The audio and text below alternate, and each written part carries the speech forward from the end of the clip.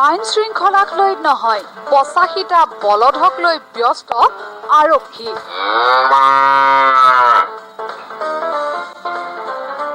পঁচাশীটা বলদ গৰুৱে টোপনি ধৰিছে উত্তৰ গুৱাহাটীৰ আৰক্ষীৰ।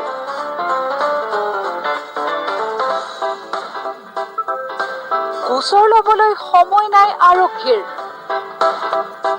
কাৰণ গৰুৰ দানা পানীক লৈ দিনটো ব্যস্ত থাকিব লাগে উত্তৰ গুৱাহাটীৰ আৰক্ষী। বিগত ২২ দিন ধৰি এক অচলা অৱস্থাৰ সৃষ্টি হৈছে উত্তৰ গুৱাহাটী আৰক্ষী চকীত, কাৰণ ২২ দিন ধৰি উত্তৰ গুৱাহাটীৰ আৰক্ষী ব্যস্ত হৈ আছে এইকেইটা বলধক লৈ। দিনটো দানা পানী যোগান ধৰাৰ পৰা গৰুৰ গা ধোৱা ঘাঁহ ঔষধ দি শুকুৱালৈকে কিমান যে কাম তেওঁলোকৰ। ৮৫টা বলধক লৈ উত্তৰ গুৱাহাটীৰ আৰক্ষী ইমানেই ব্যস্ত হৈ পৰিছে যে এতিয়া তেওঁলোকৰ এজাহাৰ ল'বলৈকো সময় নোহোৱা হৈছে। ১৪ ছেপ্টেম্বৰতে আমি ৩খন ট্ৰাক ধৰিছিলোঁ। ৩খন ট্ৰাকৰ লগত পৰা আমি 85টা আমি ছাছপেক্টেড ষ্টলেন কেটেলছ আমি ৰিকভাৰ কৰিছিলোঁ।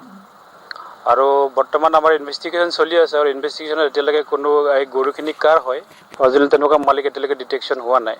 কিন্তু এতিয়া আমাৰ সমস্যা হৈছে এই চিজ কৰা বস্তুখিনি আমি নিৰাপত্তা দি আৰু তেওঁলোকক ভালমতে ৰাখি থকাটো আমাৰ খুবেই প্ৰব্লেম হৈছে।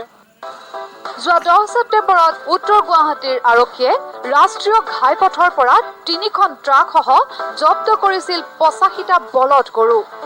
পিছে বলদ গৰুকেইটা জব্দ হোৱাৰ পিছতহে বিপদত পৰিল আৰক্ষী, কাৰণ বিগত ২২ দিন ধৰি এই গৰুকেইটা চম্জি ল'বলৈ কোনোৱে অহা নাই আৰক্ষী চকীলৈ, আৰু যাৰ বাবে এতিয়া চুৰ ডকাইত অপৰাধী ধৰাৰ পৰিৱৰ্তে গৰুৰ প্ৰতিপালনত সময় পাৰ কৰিবলগীয়া হৈছে উত্তৰ গুৱাহাটীৰ আৰক্ষীয়ে।